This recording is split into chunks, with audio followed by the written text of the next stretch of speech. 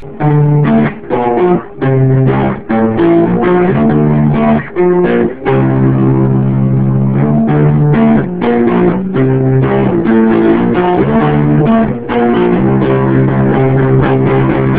and welcome to the All About X-Men Comics podcast. We've got recaps for all the recently released X-Men titles, as well as previews for upcoming books. And if you stick around till the end, we always like to close with one or two unique segments. I'm host Scorpio Moon, a wayward fan who finally found my way back to my mutant family, and hosting with me is... Johnny Alpha. I'm always an X fan, you know. I like to just dive right into the good stuff. So let's start with X-Men number 5. Which picks up right where we left off from All New X-Men 16. I mean, literally, Jean and Scott took off with the Blackbird. In an extremely coincidental but helpful twist of fate, past Beast and present Beast happen to have been tinkering with a brand new plane. So they're set to take off after them. And you've gotta love Future Beast's little grin as he brings it up, and even Xavier's grandson smirks when he jokes about the advantages of future knowledge. I mean, there are actually a lot of great and detailed expressions in this book. I mean, even for the characters in the background. Yeah, I mean, it's really well done. A really cool little interlude into this series, bringing some of the other characters from the Jean Grey school kind of into the forefront. And this is the first time we get to see Jubilee and a couple of the smaller people finally pop up in this event. So I had a lot of fun with this issue. Meanwhile, Jean and Scott are doing the old clothesline robbing, change of clothes routine, and Jean can barely help herself at how hard she wants to rip those boxers right back off of him. Yeah, it almost got kinky there for a second before they steal the motorcycle.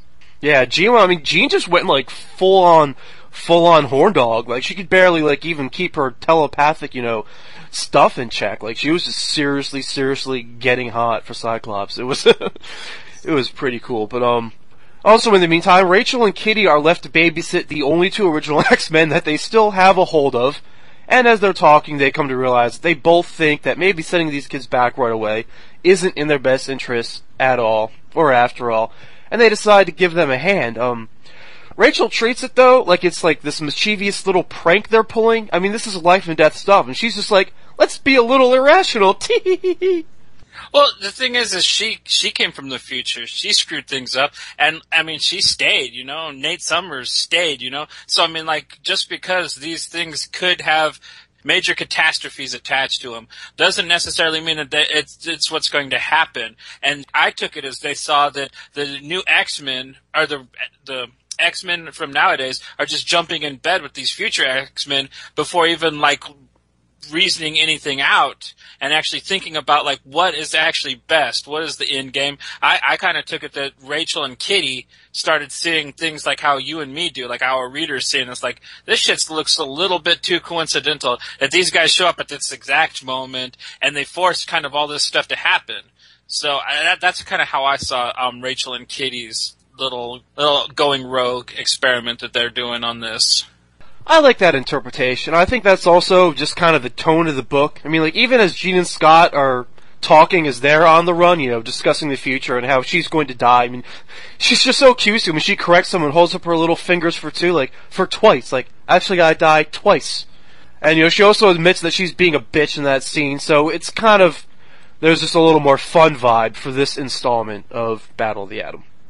Well, it's written by Brian Wood. He's one of the most talented people in the whole comic books writing sphere right now. And he really, I don't know, he must live with girls or something because he can write women better than anybody else. I mean, that whole thing where they're, Kitty and Rachel are reasoning over Chinese food leftovers. I swear to God, he watched his girlfriend and her friend do that shit while he was smoking weed or something and decided to put that in his X-Men book because it just seems so natural, you know what I mean? And yeah, the way he's writing Jean, even better than Bendis is, and I don't know, he's just really nailing it. And this book's just got that really kind of, even though it's in the middle of this crazy event, it kind of just was fun, in the middle of it, just when shit should be getting tense, it kind of, lightened it up a touch, in my opinion.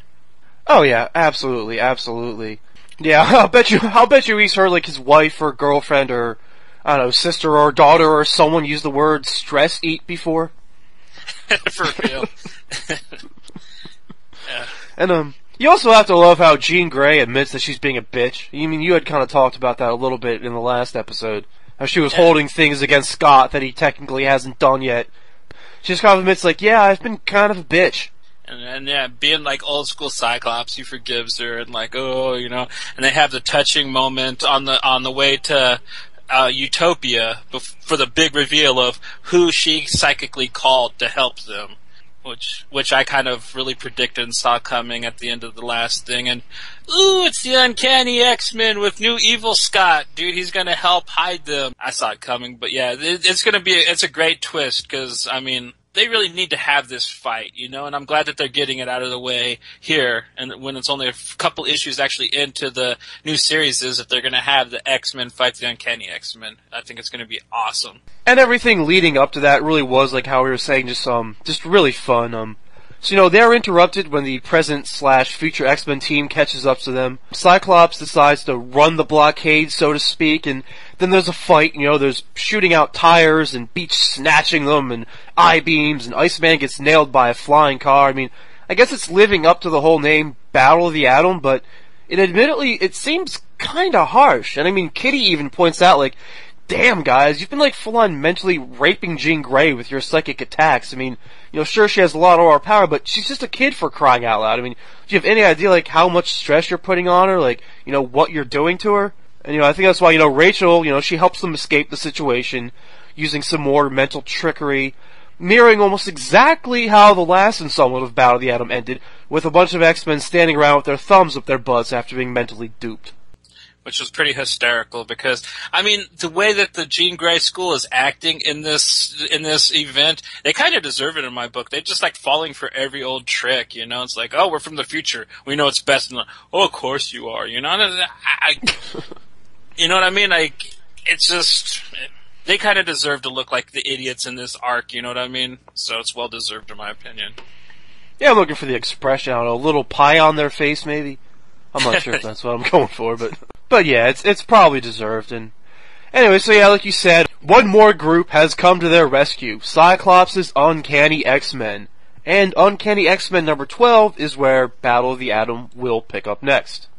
Okay, so, for X-Men number 5, do you want to go thumbs up or thumbs down and read it or skip it?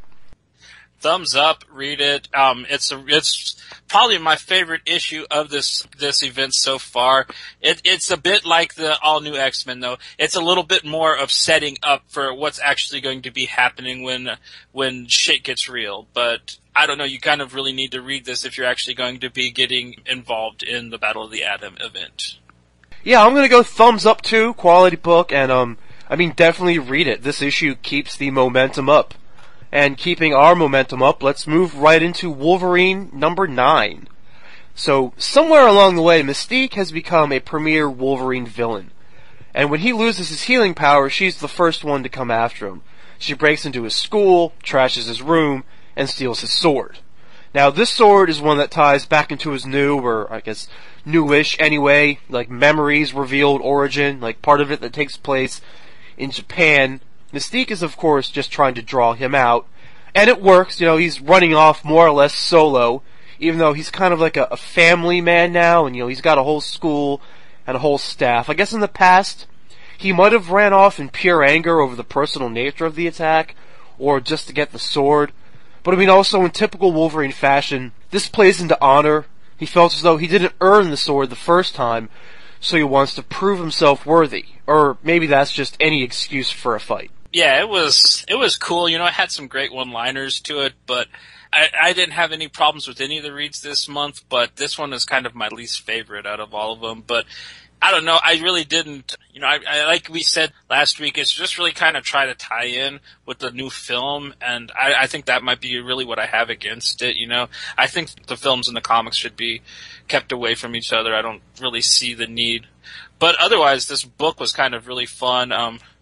I liked all the banter between Kitty and that French guy. That was had me rolling. Oh, that was good, clean fun. Oh no, it's Batroc the Leaper, said no one ever. Yeah, straight up.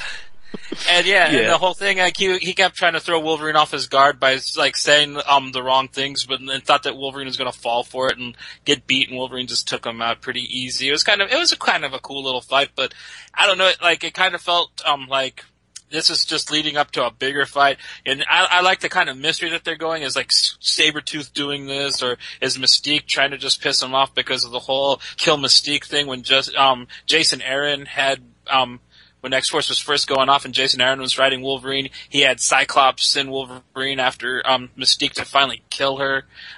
Maybe this is like some kind of retribution for that. You know, there's a lot of things it could be, which I kind of liked about this book. Only thing I wish is like they toned down that whole you can be killed right now. And it's kind of weak in my opinion, especially since they just did that in a movie. You know?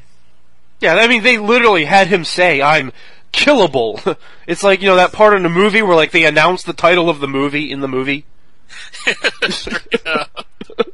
I mean, like they totally went there, and they hang a lantern on the fact that, you know, this Leaper guy is a joke. But I mean, the fight serves its purpose. I think everything about this book and where Wolverine finds himself right now, it feels like it's in kind of a middle. I mean, like, okay, for example, he's got his memories, but he's still missing a bit because Dr. Rot sliced up his brain. This, of course, affected his fighting style because he literally lost some of his moves, but now since he's killable, he can't go totally berserk. Oh yeah, let me also comment on your movie thing. Does this new idea of like Mystique and Wolverine and like all the past they're putting between the two characters, does that actually come from the movies because of X1 and X2? No, at least not from what I read when Jason Aaron was writing Wolverine and Weapon X. They kind of like did this whole thing where they knew each other back in the 30s, and like did like this whole they worked with another group of mutants, and they were ripping people off, and Mystique sold them all out back in the day. So like this whole grudge between him and her goes back to turn of the century type stuff, which was kind of a really interesting arc. If you can get the trade paperback Kill Mystique, it's one of my favorite Wolverine books I've ever read. So, oh yeah, I mean Kill Mystique is a great read. I mean I do like her as a Wolverine villain. I just kind of wonder if that was inspired by the movies a little bit. Yeah, I don't see why not, because they really do kind of like have in the films. I get what you're saying, because Mystique's kind of got this attraction to Wolverine, and he always shoots her down, so it pisses her off. So you might be right. I wasn't even thinking about that angle of it, but yeah, I can see what you're getting from that. Alright, so I mean, it's also, I mean, for Wolverine's side anyway, this is part of the evolution of the character too. I mean, look man, like my heart sank as I watched him just knowingly straight up lie to Hank's face. And you knew he was lying as you were reading it. I mean, maybe Wolverine's stories aren't meant to be feel-good tales, but I mean, as long as they're evolving him from the rebel without a cause, I mean, I guess I don't want to see them half-ass it. Like, if he really is worthy of the sword, maybe he just has to fully grow the fuck up. Like, stay at your school, rely on your friends, you've got responsibilities beyond your own honor, or I mean, like, you know, as Worf would say, you can't achieve honor while acting dishonorably. I mean, in this book, I think they did a good job of giving Wolverine a solo adventure while still surrounding him with the right supporting cast, like basing everything from the Jean Grey school. I mean, I haven't commented too much on the style artistically here, but I think at least for this issue, I mean, it seems very appropriate. I mean, I don't know that I'm totally happy with this book, but I read it and just like as I'm reading it, it kind of feels right. I just have to know that they're going somewhere, and Wolverine won't just keep spinning his wheels for another decade.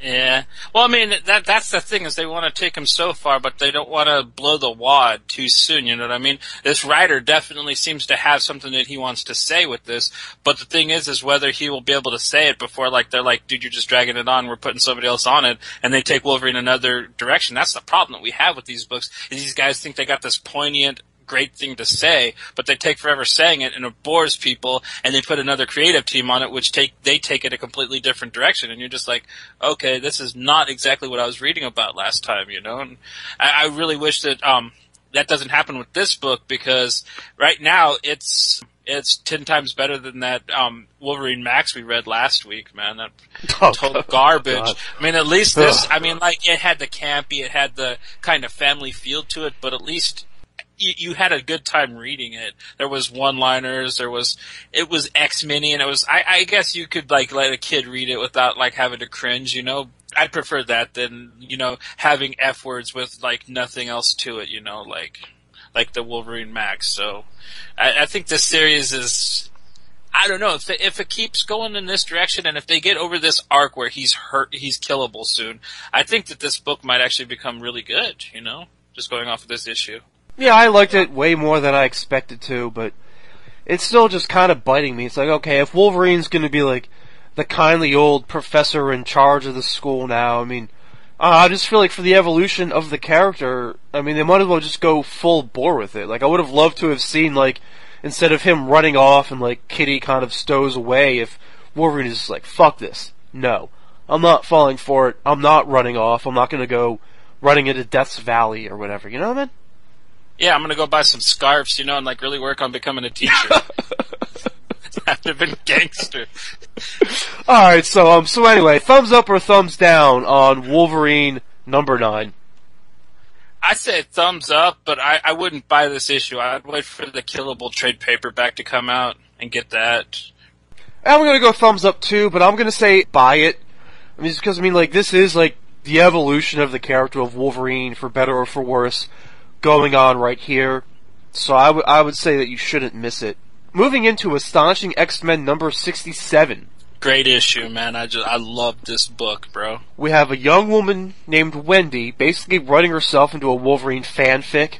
Or, I don't know, maybe kind of drafting a comic. I mean, so she's a bookwormy type. I love how she's kind of chided for reading by a waitress. About, like, you know, get back to the real world. Or she retorts with, this is the real world. It's just a different way of explaining it. I mean, what a wonderful way to defend fiction. It's just a better way of explaining it. For real. And I don't know, her whole romanticism towards the X-Men, and especially Wolverine, she's, like, obviously got the super hots for him. Oh yeah, I mean, she's basically writing herself into fanfic. So I remember your joke from last week, what was it, a Cajun and a Canadian walk into a bar?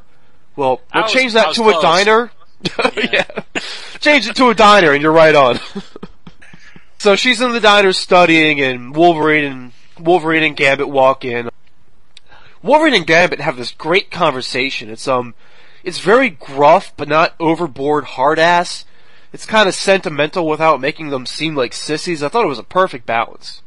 Me too. I loved it. The whole, do you think I was wrong for letting Bobby back in the team? No, dude, you did it for me when I came back from being one of the Marauders. You were a bad guy once too, Logan, you know, and it was cool. And he's just like, oh, come on, Gumbo, them kittens made you soft. He's like, well, I got a picture of you with them, and I'm gonna put that up on the Avengers webpage. I was like, that was a great line. And I agree, dude. It was just like, I don't know, like I was saying, this is kind of like the nice, you know, network sitcom version of the X-Men, where they could get down and they have these kind of like nice conversations, but I mean, it's not shitty either. You kind of just enjoy it, but it's kind of a real feel-good book. That's how I'm really feeling about this Astonishing X-Men comic right now. And this issue is just, I don't know, I had a great little read, really fun, really optimistic too, which kind of, made my day reading it. Oh yeah, this is a book that will put a smile on your face.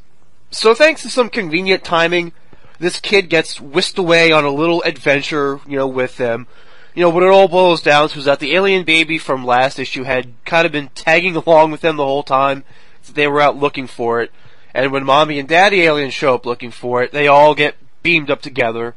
Which is not an accident, of course. The aliens planned on raising holy hell if so much as a slimy tentacled hair had been harmed on this, you know, little tentacled ball of teenage frustration. Because basically the alien was running away from home because it was afraid of dealing with growing up. Or afraid of dealing with growing up shit, you know, like, kind of like our female co-star for the issue, Yeah. In this issue, they invoke the X-Men as a metaphor for race, you know, mutants as a metaphor for that outcast feeling so many people go through when they're younger.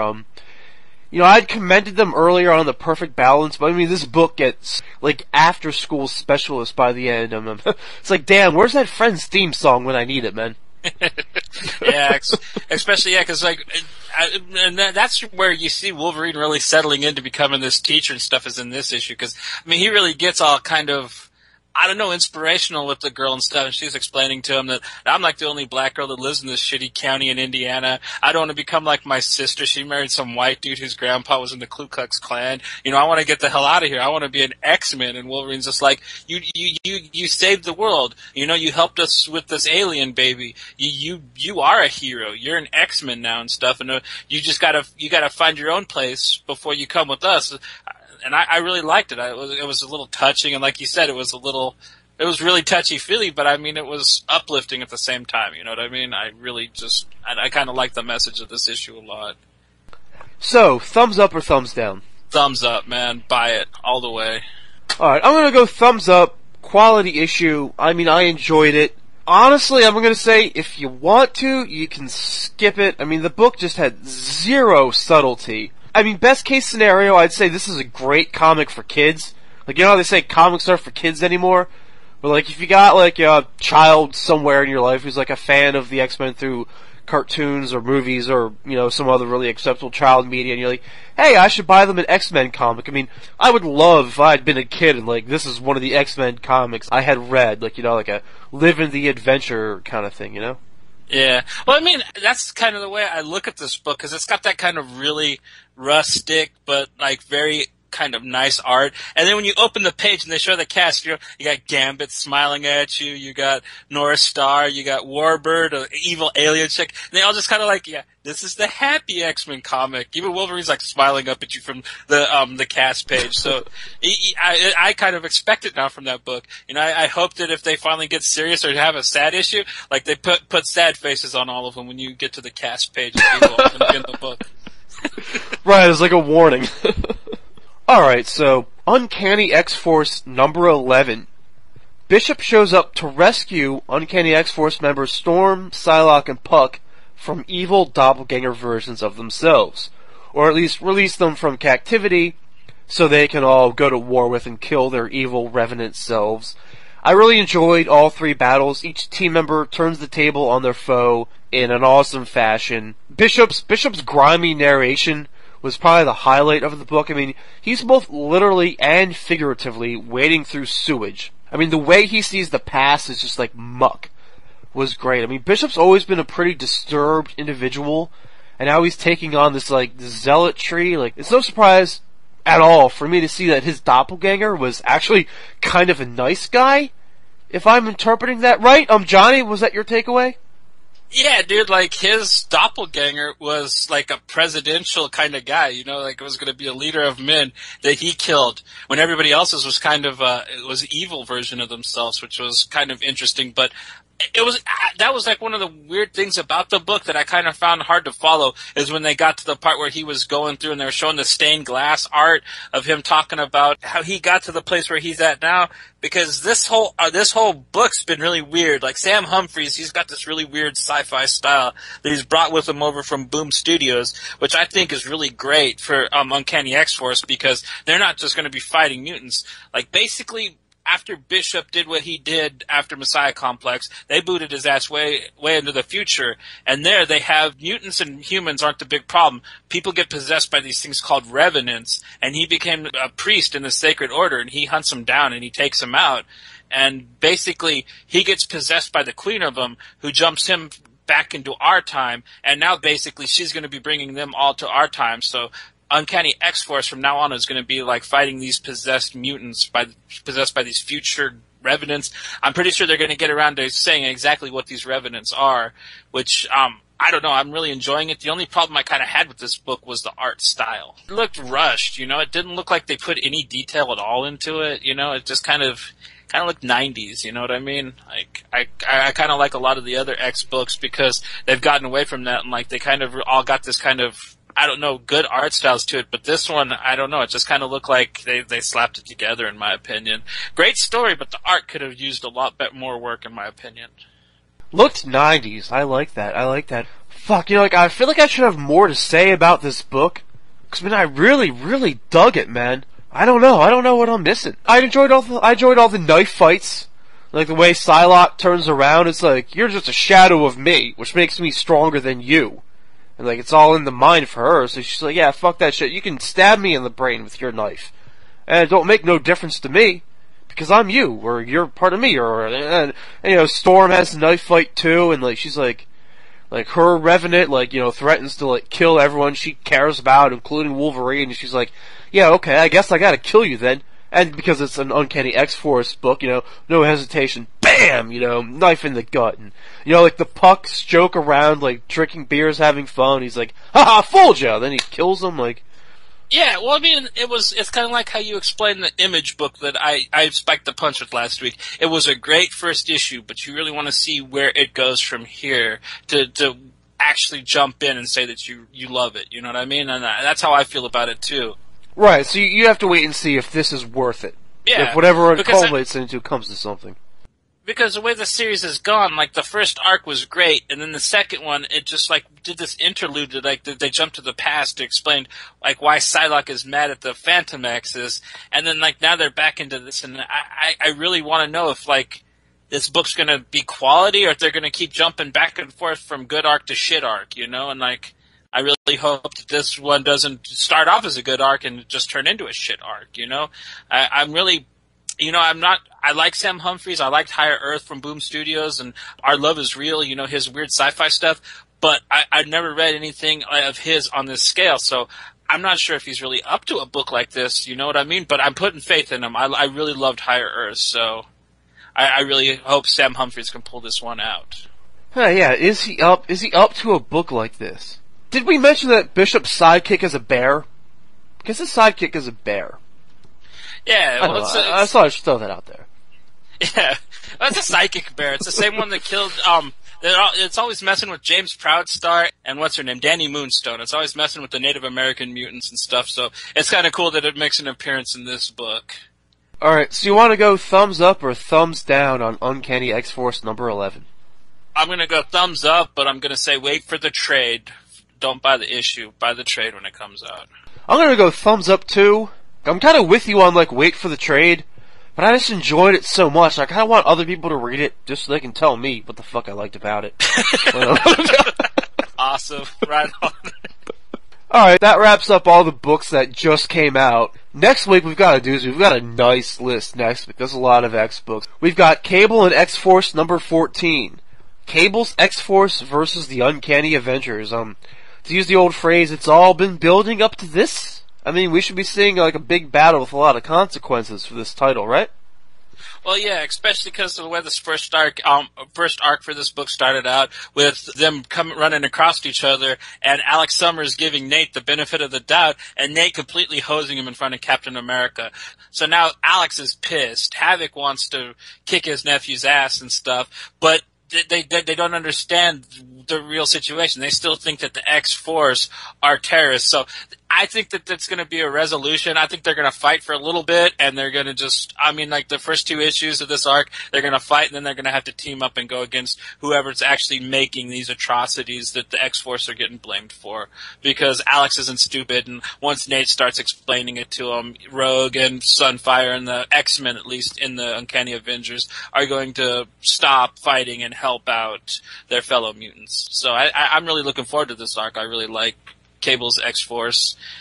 Good art, good story. I like Dennis Hopeless a lot, so. I first picked this book up because of the art, especially how they kind of had this limited color palette. For some reason, I just always really enjoy that. And that's what kind of got me into it. Yeah, looking forward to this just because I think this is kind of what the book's been building up to, and this is like a big, like, defining arc, defining moment for, like, what this series is going to turn into. I also love seeing a lot of the, like, lame old school 90s X-Force characters finally getting a cool place. You know, like Boomers in this series, and they got Domino and Cable back together. But I like the way that they've downscaled Cable. They downscaled his gun, and they actually gave him, like, a cool looking robot arm that doesn't look like some big stupid buff like cyborg thing. It's actually kind of looks functional, you know. So a lot of characters that I've had problems with in the past are actually becoming cool in this title, in my opinion. So I'm really looking forward to this one. Yeah, I think Cable deserves more than to be a caricature. Like, you know, the way it's like kind of like how Lobo was just like meant to be a parody of like over the topness from the era. Like, I don't think Cable really deserves to be defined by fucking like patches on his armor and crap like that. I think he deserves to be, like you said, like scaled back and whatnot.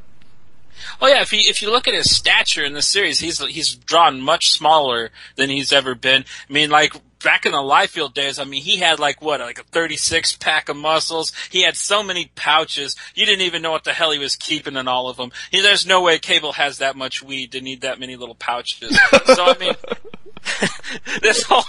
I really like that they're drawing him as a smaller person, that his arm, I don't know, it actually looks like something that would function in the real world. And I think that that's good for the character because, like you said, I always thought of him as a bad, Revenant from the 90s, you know, like something that really needed to go away from the Liefeld era. I mean, Liefeld gave us Domino and Deadpool. Those guys were cool, but Cable, I mean, up until this point, I really had no use for him, but this book, I'm really kind of digging the guy, so it's pretty good. Yeah, so hopefully he can be a character and not a caricature. Moving on, we also have Savage Wolverine number 8 to look forward to. Wolverine and Elektra. Always a great pairing. Well, yeah, and this is actually my favorite Wolverine title. Well, I didn't like the first arc of Savage Wolverine where he was like in the Savage Land and stuff, thought that was kind of silly. But these last 3 issues with him and Elektra fighting the new offshoot of the Hand, the 13 Ninjas and stuff, I think that this is a really cool arc. I think this is where Wolverine needs to be, in my opinion, for the most part in a solo book. Oh man, this is one of those characters, like, I'm so glad that Elektra has become part of, like, the Wolverine lexicon or whatever, like, I remember even all the way back to, like, after he rejected getting the adamantium put back into him by Genesis and he turned into a feral beast and, you know, like, he totally lost his shit and, like, Elektra kind of, like, helped bring him back. Well, and then it makes sense if they'd actually eventually hook up. Because what has Wolverine always kind of done besides fighting like Sabretooth and other mutants? He's always killing ninjas. Elektra, she was part of an evil ninja clan. She's always killing them too. So of course their paths were going to have to cross, and Wolverine was going to have to go out the Hand. So who else better to team up with? And that crazy Greek chick that used to beat up Daredevil all the time, Elektra. You know. Hell yeah. So this is a great pairing. I'm definitely looking forward to that. We also have Ultimate Comics X-Men number 31. Over in the Ultimates right now, it's Jean Grey versus Kitty. They each have like their own mutant brigade. It's kind of like post-apocalyptic over there. You know, the dream is lost. It's full-on human versus mutant. Each team has their own little sanctuary, but even they can't even coexist with each other. I mean, like, even on the same planet. So it's World War X. World War X. Well, see, basically what's happened is in Ultimates they end up finding out that the mutants were created by the government, and that kind of like really took the piss out of a lot of them.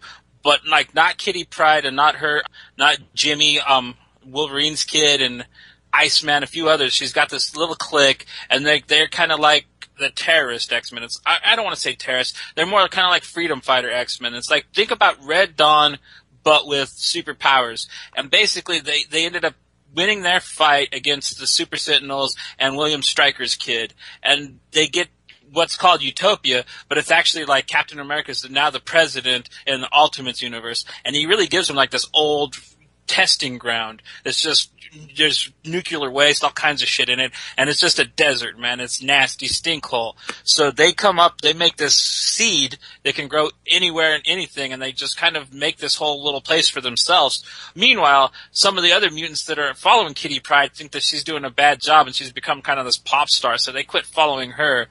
But at the same time, Jean Grey is she's supposedly working as S.H.I.E.L.D., but she's screwing them over, and she's actually like living up, with the Zorn twins in their little, sky palace place where they kind of want mutants to go, so they're really pissed that Kitty Pryde has started this utopia, and it's actually taking off, and mutants are going there instead of up to where the Zorns want. So that's really the setup for World War X, and yeah, it's gonna be awesome. That's another book written by Brian Wood, very well written.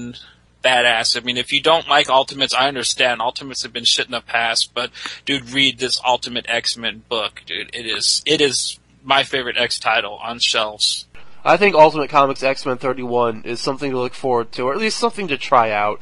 We also have Uncanny X-Men number 12. Uncanny X-Men number 12, our only Battle of the Atom book. Ugh.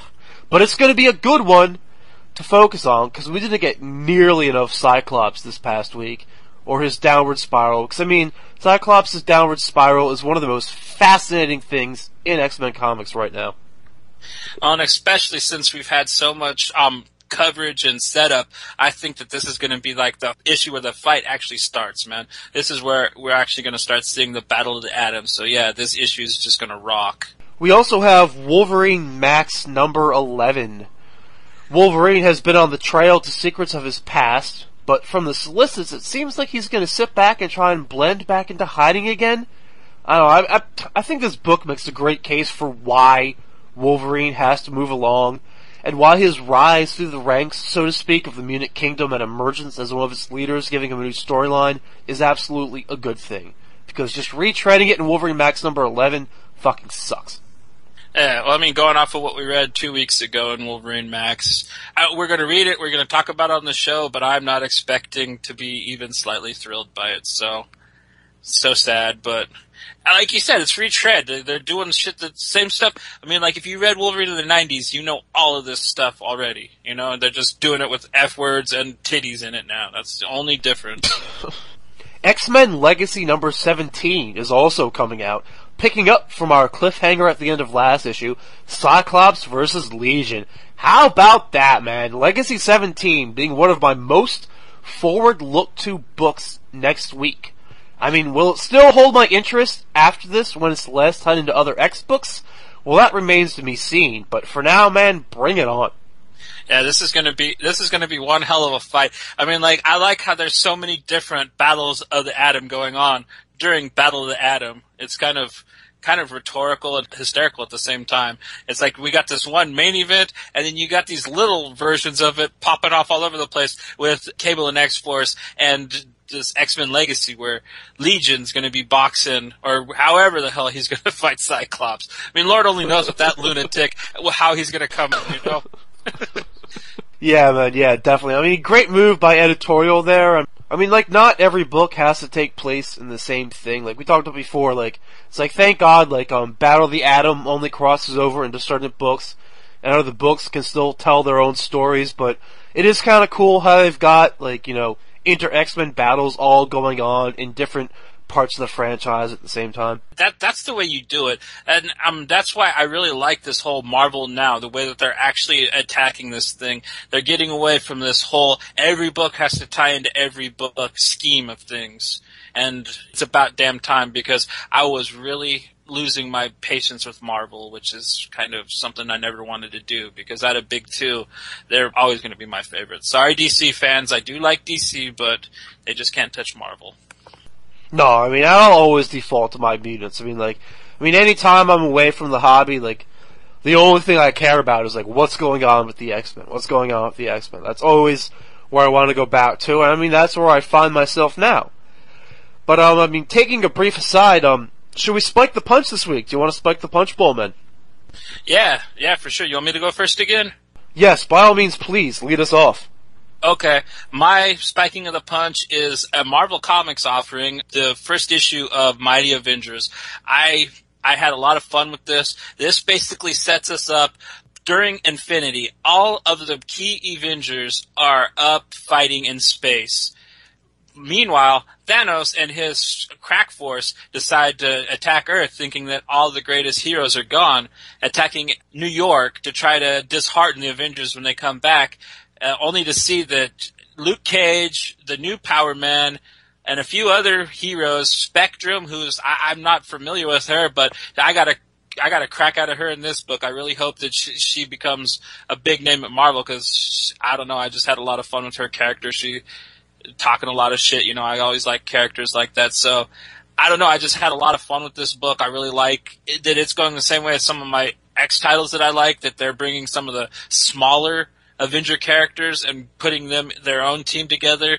I really like that they're doing this, that not every team has to have Captain America and Thor in it, like, you know, the previous incarnations of Avengers that we've had, because, like, before Marvel Now, all you'd get was, you know, supposedly different books, but they'd all had the same roster, you know? And I really like that these new Avengers books are kind of like the new X-Men books, and you have a different team with each title, and I don't know, I kind of really enjoying this version of even the Avengers at Marvel Now. I'm always down to read a new number one.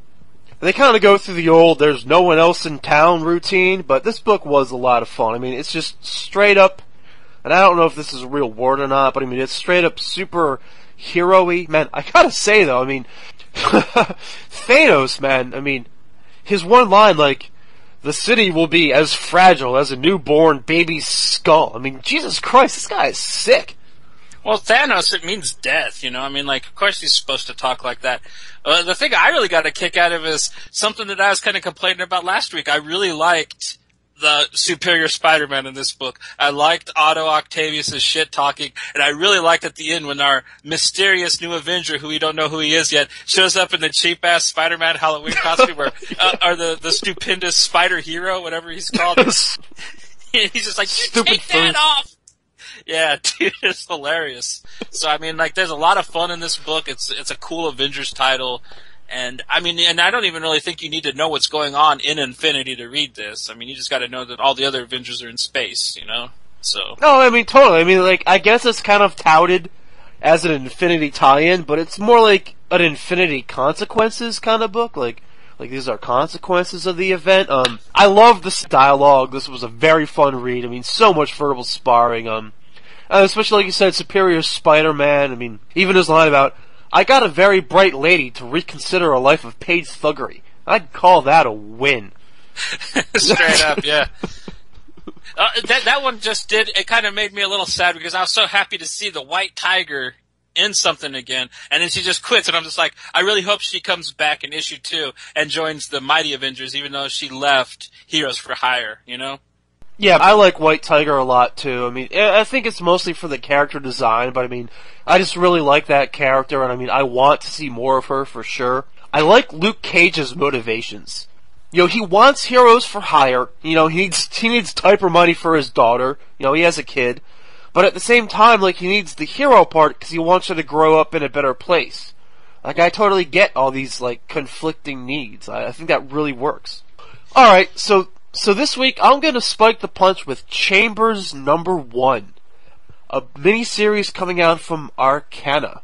You know, what drew me into this at first, I mean, they say not to judge a book by its cover, but, you know, I loved this cover. The white, the black, the orange, and the red, like, the sharp, bold, contrasting colors, that limited palette again, like, it always gets me.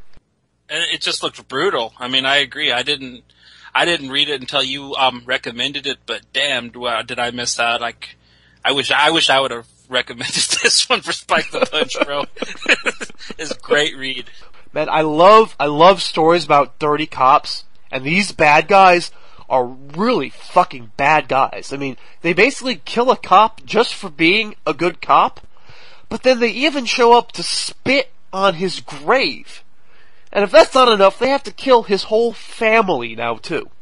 Well, it plays into that whole, everybody knows the Boston PD as being retired mobsters. Like, basically, in New York, Chicago, and Ireland, the Irish Mafia got shut out by the Italians, so they all became coppers. Playing to that trope a little bit, but, I mean, I haven't seen it done to this extent. I mean, like, this would be an amazing film. I'm just sitting there reading this first issue, just like, and I mean, it kind of is a film on paper, which is another thing that I had a lot of fun with. I don't know, man. I'm really hooked. I like this Denise Chambers character. She looks like she's gonna get her revenge, and she's gonna get it hard. Just by the promo art I've seen for the next couple issues, it's gonna be a nice, gritty crime drama noir fiasco. Just a beautiful crime drama, man.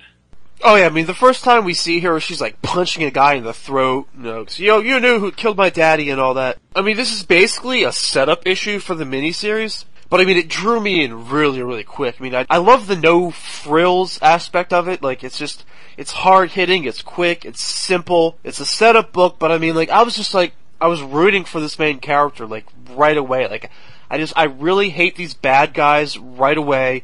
I'm really rooting for her right away. I mean, I just can't fucking wait to read the next issue of this. I mean, it's, you know, I read it on Comixology. It's basically gonna be like a digital first kind of thing, I think, and then they're gonna release it on paperback as a trade once all 4 issues are in. But you have to kind of love the digital comic book medium, at least, just for the smaller publishers like this. I mean, like, letting them distribute so readily, I think that's nothing but good for the hobby in general. Yeah, and I've kind of gotten a thrill out of it too. There's been a couple companies and a couple books that I've really liked that have done this aspect.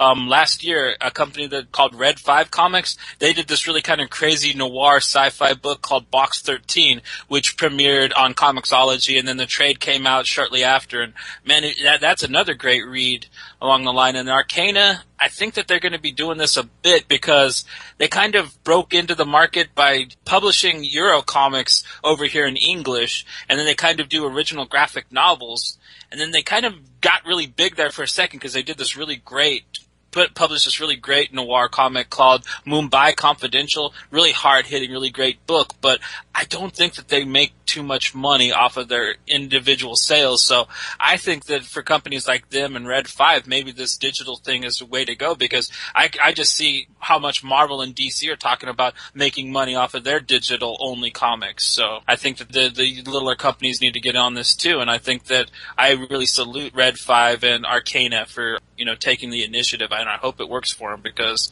dude, Chambers, I mean, I love noir. I love hard hitting, and dude, this is one hell of a first issue. This is like, basically, I saw it as the first 20 minutes of probably one of the best action cop films you'll ever watch. Yeah, this thing was just it was just a great read. I highly recommend it. I mean, if you ever wanted to step outside of your big two bounds or whatever, I think this is a really great place to do it. It's very, very reasonably priced on Comixology, and that's why it's my Spike the Punch for the week. Should we do a sexy moment? A sexy X-Men moment to end the week? Yeah, I have one. Alright, man, then lead us off. Alright, mine is from X-Men number 5, and it is when Kitty Pryde and Rachel Summers hit the refried Chinese food to discuss their plan. I don't know why. It was just such a real female thing. I found it very sexy. Not to mention, I've always liked Rachel Summers, so redheads do it for me. But the whole what, refried Chinese? Oh yes, please. That line just killed me. That first panel where they just cracked the fridge, I loved it. Very sexy. I enjoyed the hell out of it too. I mean, if even just because that moment was a very feminine moment. And I like femininity. Or is that a real? I know what you mean. Yeah, I like femininity. It's females being female. I don't know, it's like females just turning out. I like femininity. So definitely, it was a cool moment. I love Rachel's little smirk, and it's all let's be irrational. Such a chickish thing to do. Yeah, very, very cute. I like that a lot. I'd probably put it as a runner-up, Jean Grey doing the whole 2 fingers up. Two thing. I died twice. I'd also put as a runner-up, also in X-Men 5, the changing scene, which was not overtly risque, but also very sexually charged. For real, yeah, but the whole pulling the blanket down thing, yeah, that was, you knew what was going on. They didn't have to actually show any skin, but you knew that, they both wanted to see each other naked. Yeah, you knew that Jean Grey's vagina was just throbbing with lust for Cyclops. That was awesome. And then she puts on that horrible green blouse. It's just some goofy ass looking clothes, but I don't know. I thought it was just really add to the funniness of the moment. They just were stealing any clothes that were right there, even horrible looking ones. Yeah, and she's got capri yoga pants on or something. I was kind of surprised they didn't have a line about what are these clothes? Because the characters are from decades ago. They didn't have boxer shorts back then.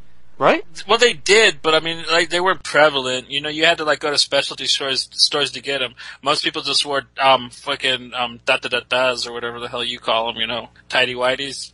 I think for my sexy moment of the week, I'm gonna go with Spiral showing up at the end of Uncanny X-Force. Once again, it's not overtly sexual. Outside of a little midriff bearing. There's not too much, but she just showed up looking all pimp with a weapon in each of her 6 hands. This chick is ready for war, and I like it. Okay. Well, I gotta throw a runner-up in there, too, because I may not have liked the way it was drawn, but I love the exchange between the evil Psylocke and the one Psylocke when she's like, "You like my outfit, Lizzie? Or are you jealous?" And she's like, "I fucking hate that bitch." I thought that was hilarious. That, yeah, the other Psylocke had a sexier outfit, and the real Psylocke was pissed about it. I thought that was pretty sexy. In Uncanny X-Force. Yeah, chicks arguing about clothes and who's got the evil doppelganger. Usually a sign of evil is dressing a little sexier for some reason. Can't argue with that at all. Alright, so that covers our recaps, our review, and our previews. We're going to be doing this again, no doubt, so please tune in.